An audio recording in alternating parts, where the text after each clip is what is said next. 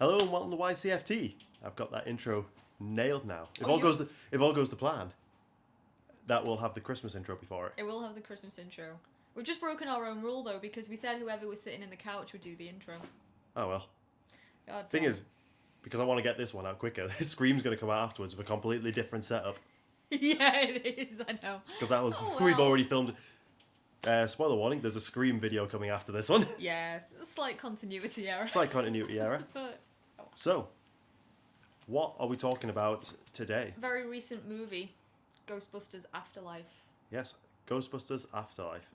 Which we went to see the other day. Where's it? A couple of At days. the time of this recording, we saw it the other day. The other day. So. Yes. Obviously, this is the third film. It is a direct continuation from Ghostbusters 1 and 2. Yep. So, Yep. I have notes. I brought Just- notes. I have no notes for this, and can I just say my hands do not know what to do with themselves. So obviously we have Ghostbusters that came out in 1984 and Ghostbusters 2 that came out in 1989. Bit of a gap for a sequel there. That is a bit of a gap. Obviously, Yeah. we did have a 2016 reboot, We did. which did not go down very well. We don't talk about that reboot. It's got good things in it, but Yeah. it does a lot wrong. This is a direct continuation. Yeah. I had a lot of expectations on this because the director, Jason Reitman, is the son of Ivan Reitman, who directed the first two Ghostbusters films. Yeah. He, if I'm right, I'm saying he, as a child, was on the set of Ghostbusters. I think he was. Yeah. So it's a story that's close to his heart. Yeah, it's a story. It's very close to him. And Yeah. going into it, what expectations did you have for this film? Right. So my expectations were honestly probably on the low side for this, just because reboots, delayed sequels from old franchises, to me, they can be okay, but ultimately quite forgettable. Yeah. So I think I went into this film thinking, like, it's probably going to be okay, but ultimately a film that I might not ever see again. Mm-hmm. And honestly, I did enjoy the film. I thought it was very good. I liked the throwbacks to the original movie. Not a lot of throwbacks from Ghostbusters 2, but there certainly is for the original. I did like that, and that's probably my favourite moments of the film. But ultimately, I think my expectations were kind of met. Yeah. In that it's a good film. I don't know if I'd ever rewatch it again. So I was very excited for this film. Yeah. I like a lot of people involved. The fact that it's the son Yeah. take on the franchise that his father built. Yeah, for sure. For me, after 2016, I think a lot of people were worried about what they would do with another Ghostbusters film. And that's instantly like, this is someone that cares about the property. Yeah, absolutely. But Jason Reitman is a very different director to Ivan Reitman. I think that comes across in this film. It is a very different film to the original Ghostbusters, but it has to be. Yeah. It's got to do something different. Yeah, and I think what I really liked is that it's what 2016 should have been. It's a passing of the torch film to a new generation. I'm going to call it the Stranger Things generation. Yep. For something, it has a lot of, for me, Stranger Things vibes. We have a Stranger Things actor in We have the a movie. Yeah, Finn Wolfhard is in this. Finn, yeah. Looking For older. for the first part of this, I'm going to keep it relatively spoiler free. Okay. Obviously, I really enjoyed this. I thought it was very heartwarming. I really liked the story. The acting was phenomenal. The child opening actors were good. The opening, it's a cold opening with like a silent opening with an old Harold Ramis. Who we don't really see his face. We don't see his face, but it's kind of like we know it's clearly Harold Ramis. Yeah. Yeah. Unforgettable silhouette. The unforgettable silhouette, but it was just such a well crafted intro. It was genuinely kind of spooky. Yeah, it was generally quite spooky, and film follows on. We're not supposed to know who they are, but we know who they are. They are Harold's characters, grandkids. Yes. And his daughter. Yeah. He's left them to go do something. They don't know why he left. The grandkids never met him. They don't know who he is. He has a very damaged, broken relationship with his daughter. Yeah, for reasons that do become clear throughout. Yeah, the movie. She's lived her life thinking my dad abandoned me, and he's this monster. He just left. He walked out on the family. Yeah. It's kind of sad, really. It is. It's a sad setup. I mean, we do find out that the parted ways with the other Ghostbusters not on the best terms, which kind of mirrors Harold and Bill Murray's broken relationship near the end of his life, so they did reconcile. But Bill Murray's always regretted the time he kind of lost with him after that falling out. It was on Groundhog Day, wasn't it? Yeah, Groundhog Day. That's an old movie now, so they didn't. Probably the reason why we didn't have a Ghostbusters 3. Maybe. So that was a long falling out. Yeah, and like I said, I really enjoyed it. I thought the story was fantastic. I loved. What's her name? I got my notes.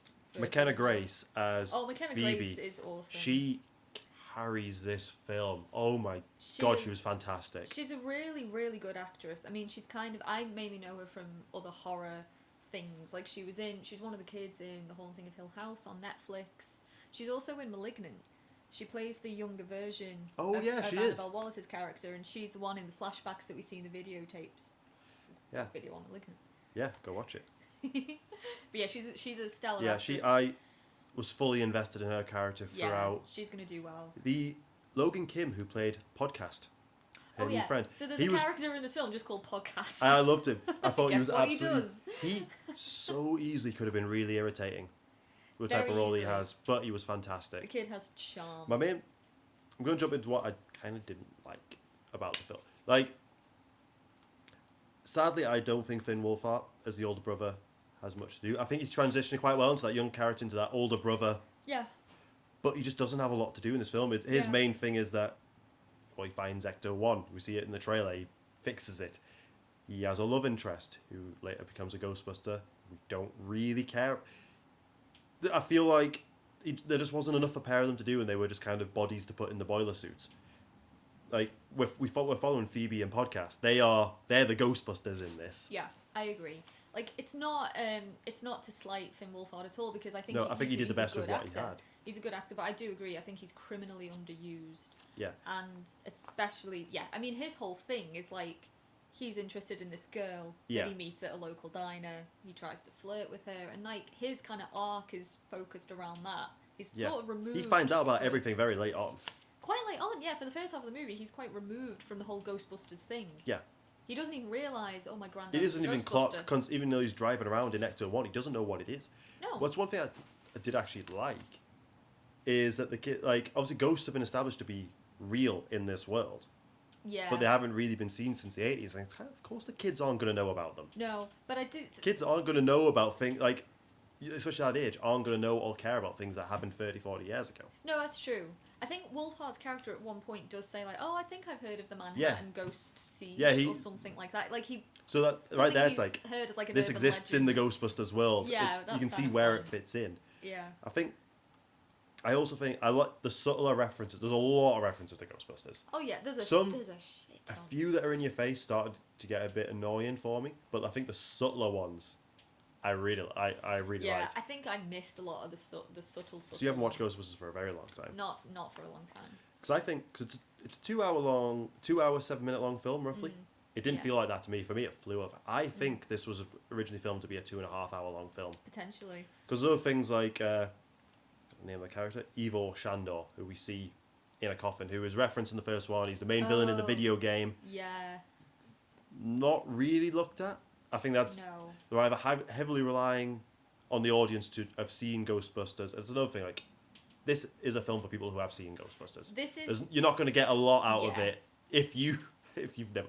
But who hasn't seen or heard of Ghostbusters at this point? This is just like a critique, I guess, or something I've noticed with a lot of delayed sequels from previous or like old franchises or even reboots, is that these modern films, they only work for people who are familiar with the originals. They can't necessarily exist on their own without some prior knowledge. It's like you can still enjoy this movie, but I would say it's very hard unless you are familiar with the original. But the film as a whole is a love letter to Ghostbusters. I think if it tried to separate itself entirely, it would kind of defeat the point of it. This film, for me, this is the third film in a trilogy. Yeah. And I think it works that way. But like I was saying before, I feel like this was supposed to be a 2.5 hour long film that got cut down. Yeah, there's a lot of characters that are underused. Yeah. Characters that don't really have much to do at all. Yeah. The ghosts, I love. The ghosts. They are also a lot of references to the original one. The effects, I think, there's certain sequences that replicate the look of the effects from the original film, but updated. I'm like, it's an attention to detail. There's a lot of practical effects in here. There's a good blending of CGI and practical, which I think grounds things a lot and makes it feel like Ghostbusters. Yeah. And again, only someone I think with an appreciation like Jason could do this film. Yeah. I agree. I mean, the Metal Muncher ghost. Obviously, yeah, we know what he's meant to be kind of like Slimer, but he is that whole sequence. You see it in the trailer with them chasing.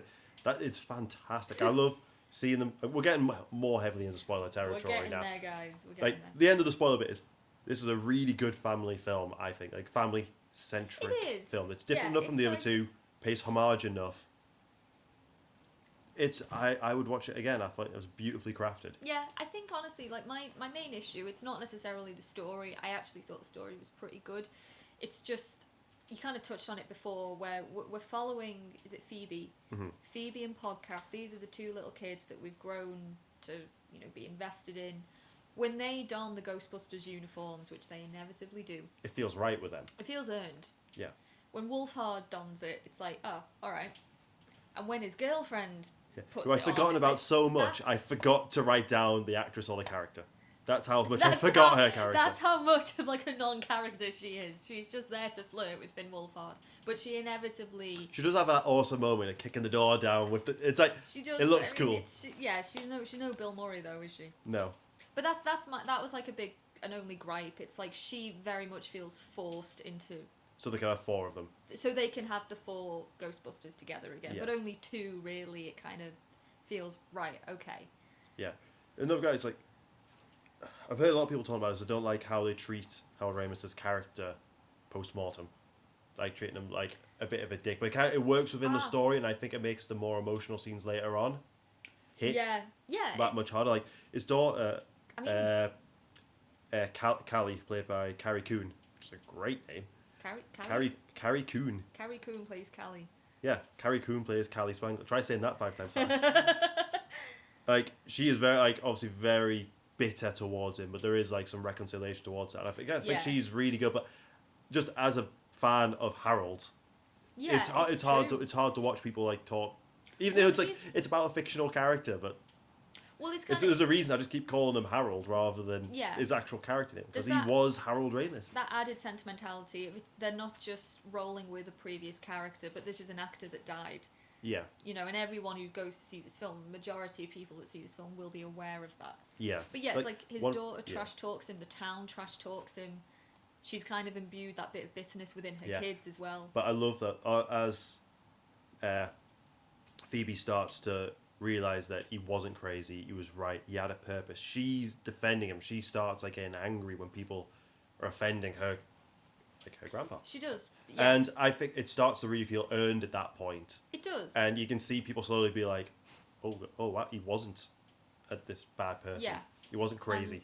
I think, again, like now, heavy spoilers. Heavy spoilers. But by the time we get to the ending, which honestly, I mean, I said it earlier. The ending's risky. The ending is risky, but those emotional moments that are connected to Harold Ramis's character, they for me are the best part of the whole film. Yeah. And I mean, can we say it that we actually see Harold Ramis? We see Harold Ramis. We see the spirit, the ghost of Harold, because he's hinted at throughout the film. Well, we know it's his ghost. He's moving things. He's sending interacting with his granddaughter. There. He has the Dragon Ball Z moment with Go Hobbit. It's like. She's got the proton gun. He's holding it. And you just see this ghost hand holding hers, holding the gun, and it's like a bit in slow motion. I think the way they do it, and then you see it. He doesn't speak, but you see. I think that was right to have him not. I think again. I think only someone like Jason Reitman someone with that emotional attachment, could bring the ghost into it, and it be okay. Obviously. We have the cameos. We know who the cameos are. We have all the ghosts. That moment where the 4 of them are stood there with the ghost, it feels so good. I think especially because Bill Murray kind of says sorry to him, and I feel like that was Bill Murray saying probably sorry. Like, because even like before the film's over, like we see like the camera go up the sky and it says for Harold. The screen doesn't even have time to go black. It's on the movie. This whole movie was for Harold. Yeah, the film hasn't even finished because he is very central to the plot. The whole plot revolves around his character. Yeah. Let's be honest. And even though, we don't see him, he is a presence throughout the film. But yeah, it is... The ending was very emotional. I mean, I was tearing up as I was watching it. Yeah. And we get that little moment between him and his daughter where they have a hug, and she gets a bit teary-eyed, and then he moves on. He moves on. Presumably, because that's what he needed to do. But Save the world, but reunite with his daughter. like, obviously, Harold In does that appear in archival clips and footage and photographs from the previous film. But Yeah. a guy who doubled for him is a guy called Bob Gunton. But there's also someone else who doubled for Harold. Who doubled for It was Harold? Ivan Reitman. It was Ivan. It was Ivan Good Reitman. old Ivan. And again, I think that, to me, feels right. Yeah, I mean, I was watching it. It's very clever how they do it, because they give him, like, a ghost effect. Mm-hmm. But to look at the face, it's like, oh my god, Yeah, that's it's Harold. really well done. It's Yeah. just really good prosthetics. But there's a lot of other like cameos. Obviously, Annie Potts is in it as well at the very beginning. Briefly. Very briefly. Also, we get Bill Murray, Dan Aykroyd, and Ernie Hudson. Like, we needed all of them. We get the guys. Sigourney back. Weaver pops in a post-credit scene. That threw us off because it's like Sigourney Weaver. We're like, what? Yeah, it said, And then it goes into it, and it's like, Yeah. oh, all right. that was cleverly done. Yeah. It was nice little But throwbacks to the... Ivor Shandor in that very brief scene is J.K. Simmons. Yeah, apparently. And Gozer. Everyone who's seen Ghostbusters, we know who Gozer is. Yeah. Is an uncredited actress. It's Olivia Wilde. I don't understand why she's uncredited in this. I don't. I mean, I really... I don't think it would distract from the movie in any No, way. If I we don't. knew I it don't was think there. so. But I just thought that was really cool. She's good in it as well. Yeah, she is. Oh, it was actually like 3 different people. One person played it when she was like forming. Obviously, they provided the body, and someone Yeah. else did the voice. So a lot of people came together for this role. I'll tell you what I did like in this movie as well. We don't get big marshmallow dude, but we do get the little ones. The mini marshmallows We do get the mini Stay Puffed marshmallows. killing themselves. Killing themselves! Oh my god. You know what we forgot to even talk about? Paul Rudd Paul Rudd. is brilliant. He's Second so time we talked about Paul Rudd on this channel. yeah. So yeah, we talked about him on Halloween. Yeah. I thought Paul Rudd was great. Paul Rudd he's is a lot so of fun in he's this a lot film. of fun. Yeah. He's the teacher all of us want. Yeah, he's just showing the kids Cujo and Chucky. Because he's like Can't be asked teaching. Paul Rudd represents the older fan base. Like when she Yeah. has the ghost trap and doesn't know what he's like. Oh, you got a ghost trap, like replicating. He's like, he knows all the Ghostbusters Yeah, stuff, and he's a believer. and he's a believer. And well, they wouldn't yeah. go on and research and find out what they need to know without him. And he's like, "Who should we try? Should we power it up?" He's the one that's Yeah. excited about all of this, and he represents people like me going into the cinema and being Yeah. like, "That's that." He is that character. Plus, he's great. Paul Rudd is always a lot of fun to watch. Oh, he is. But yeah, he's not necessarily the standout performance though in No, the film. I said, That belongs to the kids. yeah, the kids. It's the kids' movie. Yeah. And it kind of does set up for a sequel, but not with does. these characters.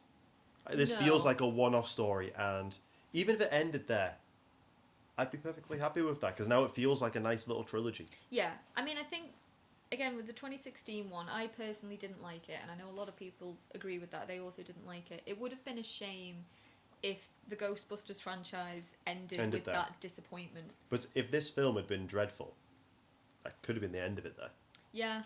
Well, from what I gather, I mean, I haven't looked too deeply into this, but critics don't like this movie. But fans do. Audiences really do. Yeah. They've been very kind to this film. And I think that is largely because of the tribute to Harold Ramis. Yeah. I mean, it is a good film, as I say, but I think I that is the I know you standout. might not necessarily watch it again. I will. You see, I think I really want to watch this again. I will go back and rewatch Ghostbusters and Ghostbusters 2. Ghostbusters 2 needs more love. It's not a I like bad film. I Ghostbusters really 2. like I like- Ghostbusters 2. Yeah, I do too. But yeah, I mean, it's a good movie. It's a good solid sequel. Yeah. To round up a trilogy. And like I said, it's because Jason and Ivan are very, very different directors, so it feels very Yeah. different. But it has to. This is another director. This is his love letter to Ghostbusters. Yeah, it's not a perfect film. There are a few Yeah. things that they could have done better, a few Yeah. things that didn't need to be in the movie. But I don't think there's overall- anything in the movie that's outwardly bad. No, just a few things that maybe they could have improved on. Like, are there too many characters in this film to Yeah. be invested in? It's like, And they don't know what to do with whose them all. decision was it to make it a shorter film? Yeah. I could be entirely wrong. There might not be additional footage or storylines. That's how I feel watching it. It just feels trimmed. Yeah. But it doesn't feel like I said, it doesn't feel like a 2-hour movie. It went by very quickly for me. I think that's just because I just watched it with a big smile on my face throughout the entirety of it. Everyone in the cinema was loving it. Yeah. There was a lady in front of us, and she was giving it loads. Yeah. And she was Just crying at the Going end back as to well. our cinema experiences video, which everyone should watch, we had another cinema experience with this one. Because we watched it at a tiny little cinema in the northeast, like about 20 seats in Your it at most. hometown. In my hometown. And some guy turned around the end and said, "Oh, did you enjoy that? We really liked it." No one has ever, in a cinema, No one ever who I've not speaks. been with, turned around and asked me if I enjoyed what I was watching. It kind of shocked me because it was just such a nice thing to do. Yeah. But yeah, it was like a nice shared experience. Yeah. Everyone was like, "Oh, yay, that's cool. We see the four of them together again." Yeah. Briefly. Which potentially for the last time. So I feel like they're done with it now. I think so. I don't know where else you could take this. I mean, there's always ways, I guess. There's always ways. They've left it open, Like, it's not like- potentially. Yeah, but Because again, they did, but you forget all three of them did appear in the 2016 one as well. They did. But yeah. they obviously they weren't the Ghostbusters in that. No. I mean, the 2016, I'm just going to spoil it. Like, anyone who hasn't watched it at this point, they kill Bill Murray in that one. Yeah. Like, why? That is such an offence to the Ghostbusters fans. We could do a whole video on that. But I do actually think there's things that work in the 2016 one. My issue is with the plot. In fact, not even the fact that they're women. I actually quite like the cast. But the problem is that all the quirky one. There's a massive character development problem. Yeah. In the 2016 one. There really is. In fact, they managed to make Chris Hemsworth's character so stupid. God, I forgot he was in it. Yeah. It's like... Yeah. This wasn't meant to dip into this one too much. He's a character to the interview. He's managed to ride a motorbike to the interview. Yet he gets confused by a phone in the fish tank. He can't work out the glass. It's like, well, how stupid is this character? If he... Is this us leading to doing a Ghostbusters 2016 video? No, because I don't want to watch it again. That's as far as I'm going. The character. This is the There's a only big- time it's gonna have. That's the only time I'm touching on the 2016 one. But there are certain things like they also paid tribute to Howard Ramis. Yeah. But it was a much simpler one. It was just a bust in the university of his head. Yeah. I really liked that. Nice little simple. That was a nice one. Very different to This- what this current film did. But I think a lot of people. That's why a lot of people were worried about Afterlife Yeah. because they thought. But the last one, it's a very different film. It is totally It's different. like I said, it's made by people who love it. They love Yeah. the franchise. Yeah. I mean, it's not. I mean, who directed the 2016 one again? Paul Feige. Paul Feige, yeah. Paul Feige. It's not to say that he doesn't love Ghostbusters as well. I'm sure he did. He must Yeah. have grown up with Ghostbusters, so it's not to take that away from him necessarily. But you can definitely tell Yeah. that this current one has been made with a lot of love. It is a tribute It's a tribute, yeah. to one person, I think, in particular. Yeah. And it's done very well. Yeah. So, I'd say whilst in cinemas, go see it. Show this check it film out. the love it It's deserves. a fun few hours.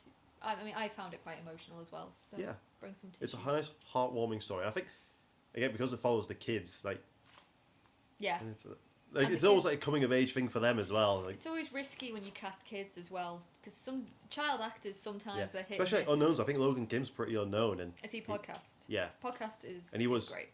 When I was looking up, he doesn't have an IMDb page yet. No, not yet. Not yet, but he was. That's gonna He's grow. gonna. Him and Mckenna Grace are going to go far. They Yeah. were both really. I'd like to see them in more films together. Yeah, same. But So yeah. I could probably talk. I could talk on this for another half an hour. So with that, as a quick review, It's I good. loved it. I absolutely loved it. So far, it's I actually might say it's my favorite film I've seen this year. Really? Yeah, like just out of sheer enjoyment that I had watching that film. Oh, wait till Spider-Man comes. I know, along, that's gonna a different blow category. that That's what I said so far. statement Out the window. To quote Homer Simpson, so far, So. so far. So yeah, thanks for watching. Yeah. Yeah, We'll see if you you the stayed next through the one. spoilers and you haven't watched it, I'm sorry that I spoiled it for you. Yeah. Guys, we don't do no spoilers. We don't really do no spoilers. 'Cause I'm passionate. Yeah. I sat in the beanbag. That's how passionate. I wrote notes. Wrote notes. I wrote notes. nothing. That's how passionate I am. Go see this film. Have fun with it. Yeah. Yeah. We'll see you in And the we next will. video. Yeah, we will see you next time. Which most likely will be about the legacy of Scream. Totally not filmed before this one. Totally. Very not. much in advance and does not still have our Halloween decorations up. Right. Bye. Bye.